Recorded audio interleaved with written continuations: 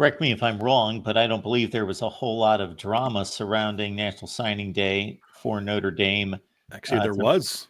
There was There not. was. There Oh, there was. was. There Okay, was. then I Yeah. missed out. Okay, well, So, let's get to that then. yeah. So, for a long time, Notre Dame had been the perceived leader, and they were the leader for a linebacker out of California named Madden Faraimo. He's a top 100 player, outstanding player from J. Sarah out there in California, and really talented kid. But he just wouldn't pull the trigger. You know what I mean? Like it was Notre Dame, Texas, USC, and Washington for a long time. And at one point in time, Texas was considered Notre Dame's top candidate, then USC. But just everybody felt, USC felt, Texas felt, they all felt Notre Dame was the leader. And he scheduled 2 visits down the stretch. One was for Notre Dame, Florida State. The other one was for USC, Notre Dame. And the assumption was, and the feedback at the time was, he's doing that because it's Notre Dame. Well, here in the last week or so, the story started to change a little bit, and it looked like USC was going to be the team that ultimately got him. And from what we were told from different sources, is Madden loved Notre Dame and he loved everything about Notre Dame, but he was really like a lot of kids do. I had this issue when I left for college to play football, and a lot of kids do, is when you make that decision to go away from home, there's going to come a point in time you're like, do I really want to go this far away? Do I really want to leave California for Indiana? And USC did a great job of recruiting him. And their linebacker coach, Matt Entz, did a phenomenal job building that relationship, just staying with him. From what I'm told, there wasn't a lot of bad mouthing of Notre Dame. It was about the relationship, about selling USC. And it looked like that was going to win the day. As of last night, that was what I was told. That was our intel. It looks like he's going to go to USC. Well, today that changed. And I don't know if it's Matt Entz is now considered the front runner for the Fresno State job, or if at the end of the day, Notre Dame's recruiting push, because Notre Dame was on him hard, just trying to remind him of why we were your leader for so long. Marcus Freeman spoke today about, kept telling him, choose hard, choose hard, choose hard. And ultimately that's what he did. And he committed Notre Dame. So, I mean, I didn't even have my commit story update. I wrote a commit story a month ago when we thought he was going to commit after the Florida State visit. I hadn't even updated it. And I'm putting an intel piece out talking about how I think USC might still be the team to beat, but I'm actually hearing Notre Dame might be back in it now. And then literally like 2 minutes later, boom, he commits. So that was a big time pickup. So it was finally for Notre Dame some good signing day drama. Notre Dame normally has bad signing day drama, or no drama at all, just quiet. Last year was super quiet. 2 years ago, if you remember, with Peyton Bowen and all that nonsense. Oh, yeah. But this year it went in the good guy's favor, so to speak. So it was a huge pickup for Notre Dame to get him. When I hear about players obviously visiting campus and going to games and being wowed, or the intent is for them to be wowed by the game day atmosphere and the crowd and the hoopla and everything, I tend to think, wow, I'm sure a 17-year-old can be wowed by that, but if they've got a good foundation, if they're being counseled by a strong family, then they won't be wowed by that, and they'll be making a better decision based on more tangible, components in this.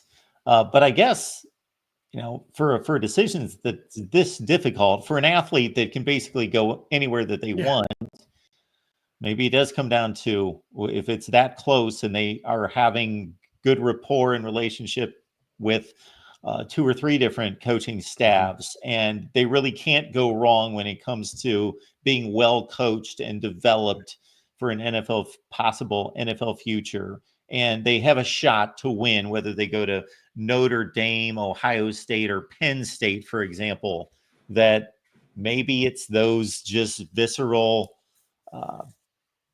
experiences that can turn a heart. A lot of it's honestly, when it comes down to it, a lot of it's about relationships. Yeah. Right. And do I trust that this guy is going to have my best interest at heart in the next 3, 4, 5 years, whatever the case may be? Right. And what a lot of fans don't realize is it's rare that a kid only likes one coach or only connects with one coach. Yep. For example, Notre Dame used to obviously employ Tony Alford, and I remember him and Brian Poole remained very close over the years. He went to Ohio State, and Tony Alford did. Now he's at Michigan. Brian Poole committed to Florida. He looked at Notre Dame, but they hit it off really well. Coach Alford was very, loved Brian Poole and his family. The Pooles loved Coach Alford, but they felt Florida was the best place for them. But there was still that strong relationship, right? And to this day, they have a relationship. And so it's one of those things where, I remember I was recruiting a running back, and it was down to us at Muhlenberg and Johns Hopkins. And kid calls me, he's crying, "Coach, I want to play for you. I love you, but I'm like, dude, it's Johns Hopkins. I get it. You don't got to feel bad. Like, I understand. You know what I mean? Like and that's where it can be hard for these kids. So if you're having that issue of, I like everything about Notre Dame, but I'm a California boy and I want to be close to and Madden Faraimo's just like Kingston William also had a similar struggle for a while last summer when it was USC, Notre Dame, and Ohio State. And for a while there, USC was able to really make a push because it was stay home, your family's here, they can see you play all your games and things like that. Then I think that kind of carried the day. And I do wonder, Mark, if in situations like this, if this is one of the areas where USC can be hurt with in-state kids now that they're in the Big Ten. Because it's like what used to be, you're going to watch almost all the games because you're either here, you're at UCLA, you're down in, Stanford, you're up at, but now it's like, okay, you're going to have to go from here to Madison, Wisconsin, to State College, Pennsylvania, to Ann Arbor, you know what I mean? And as opposed to, well, you're going to have to make all those trips anyway.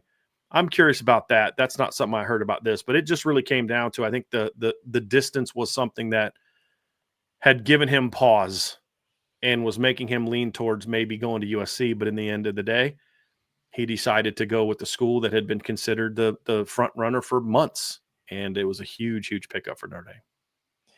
So, Brian, as you well know, most fans are going to look at the recruiting ranking, and then they're going to make an evaluation immediately as to whether the class met the expectations. So whatever their viewpoint as a Notre Dame fan is of being number 12 in the recruiting rankings, that's either okay or that's unacceptable because we should be in the top 5. Obviously, you go way beyond that. I don't even think you look at the recruiting rankings. You evaluate players and then determine whether players are underranked, overranked, and then like the class based on your own evaluations. So how do you feel about this class?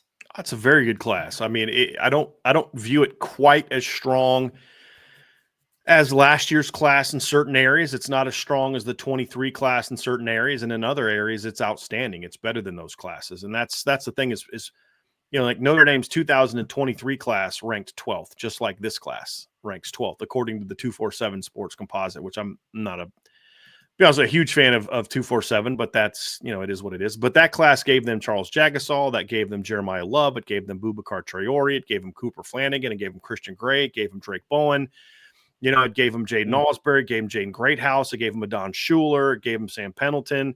That's a lot of guys that are impacting the current team that's ranked number 4 in the country. You know what I mean? And so I don't really care about rankings. There's a lot of reasons why I think there are flaws in the recruiting system where teams like this are going to be more successful than their rankings would make it seem. That's a whole different show. But when I look at this class, they met the needs that they needed in a lot of areas. The secondary needed an influx of talent and depth. They got that. 3 corners, 3 safeties. You wanted another strong linebacker class to really shore up the depth there. You landed 2 top 100 linebackers in Josiah Kia, whose brother is also on the team at Notre Dame. Signed a 5-man defensive line class. You needed an offensive line class that had minimum 3 guys. They wanted 4, but you needed tackles. Well, they got 3 tackles. You wanted another quarterback. You needed another good quarterback. You got that in Blake Hebert. I mean, so you really hit all the notes. Now, some areas are better than others. The receiver class is solid, but it's not like, you're not going to look at this receiver class. It's not as bad as some people make it out to be, but it's also not a class where you're like, man, with this receiving class, bring on the Buckeyes, man, bring on Texas, bring on Bama, because bring on Georgia with this. No, it's not that. It's got to get better, but it's still a quality receiver class.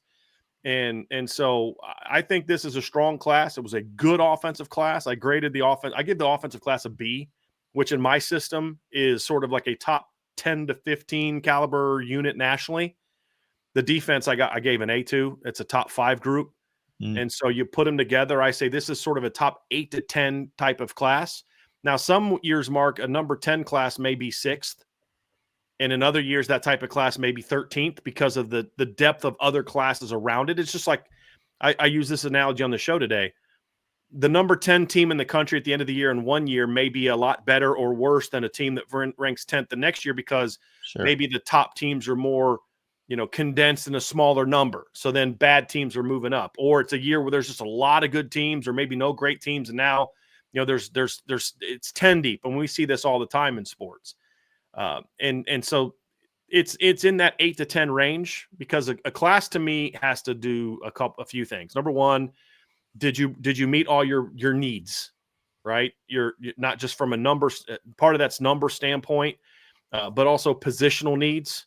Did you needed not just 3 running, receivers, but you needed a receiver that could do this and a receiver that can do that. You needed a left tackle type of prospect, not just 4-0 linemen. Well, yeah, you needed 4-0 linemen, but did you need 3 guards? Did you need 3 tackles? What are your specific needs? And in that area, I think Notre Dame did very well. They hit a lot of those needs. And then did you land specific depth needs, right? Of depth of talent is an important thing for me. Give me, you'll see schools all the time that rank real high because they've got like 5 to 8 highly ranked, couple 5-stars, some top 100 guys. And then there's this big drop off after that. And they didn't sign a left tackle. They didn't sign a quarterback. But it in the rankings, it's going to look great because it's just a points-driven system that doesn't address if they met their needs. Did they have holes in the class? Things like that. Notre Dame did a really good job of meeting all their needs. There's depth of talent in the class. So they didn't sign an impact receiver, but they signed 3 quality receivers. They didn't sign any, 1 top 100 D lineman. The other 4 are solid prospects, some 250-ish, some outside, but they got depth of talent. They're all solid prospects at the very least. So they met those needs. And then the final piece is, if you really want to be a highly ranked class, you need to land impact talent. And how much impact talent did you land? And I'm going to pull this up on my grading system. Notre Dame landed, let's see, 1, 2, 3, 4, 5, 6, 7, 8 players. That's correct. Jadon Blair, Dallas Gold, Mark Zachary, Madden Faraimo, Anthony Sacca, Christopher Burgess, Will Black, James Flanagan. I have 8 top 100 players that I grade out as top 100 players, which is about a third of the class. That's good. It's not quite as good as the last couple years. So that's the other part of that I look at as well. So that's why I say it's in the top 8 to 10, where I thought last year's class was a top 5 class. It wasn't ranked as such, but that's how I evaluated it when I compare it to other classes within that criteria. Because it's about building a roster, right? Not accumulating points on a point system. It's about building a roster. It's like the year Texas A&M had the number 1 ranked class in the country. It's like all the strength of their class is in 2 positions: defensive line, where they signed 8 guys, and receiver. But it was weak at a lot of other positions. That doesn't build a team. It's great to have the number 1 class, but it didn't build a team. And that's where I think the point system alone can not necessarily give you the right idea of how good a class actually is. Yeah, with all the metrics and all the ratings involved in this process, you would think that at a click of a button that you would be able to break it down, at least offense and defense. It would just be interesting to see what are the offensive rankings, what are the if not each individual unit, although there's typically only a couple players at each position that are being signed by a particular team. Have you ever gone back, because I would love to do this in a show during the off season when it's a bit more dead, and go through previous classes and somewhat re-rank them? It's impossible to re-rank them because you'd have to evaluate the entire country, but basically go through and look at where are the booms and where are the busts and who splashed and who didn't and where did these guys land. I have done that a few times when I had time, where I'll be like, hey, let's look back at the 2018 class. What did we get right? What did we get wrong? Who surprised, who disappointed, why? I do that a lot, Mark, just on my own, just to evaluate the job I'm doing as an evaluator. Right. I mean, like, for example, I completely changed my grading system it's like 4 or 5 years ago, because there were 2 positions where I kept missing on players that were very similar types of players. So what I realized is I have a bias. So as a former receivers coach, I always liked guys that were either super fast or super big. And so I was missing on a lot of 6'5" kids that were really dominant high school players, because I was overlooking aspects of their game that didn't translate very well and overemphasizing, boy, that size though, or a guy that may have been really fast, but he didn't run routes really well. And because I'm like, well, I can teach that guy or whatever. And so I'd have misses, and I found that there were certain patterns in my misses. So then when I went to, okay, well, I got to change my grading system to account more for those biases that I have and what I prefer at a certain position group. And so you do those things, because if you're not, I mean, it's hard for you to really evolve and improve as an evaluator, right? I mean, if you're a coaching staff, and why do we always get quarterback wrong? Man, every year it's like we think this well, there's something in your process that you're missing on. You need to evaluate what that is and get back at it. So I try to do the same thing. And so when I do that, I'll look back and kind of, okay, what did I get right? What did I get wrong? And it can be a fun enterprise at times, and then at other times it's like, okay, it's a little frustrating. How did I get that one wrong? And but that's usually why I do it, is for that.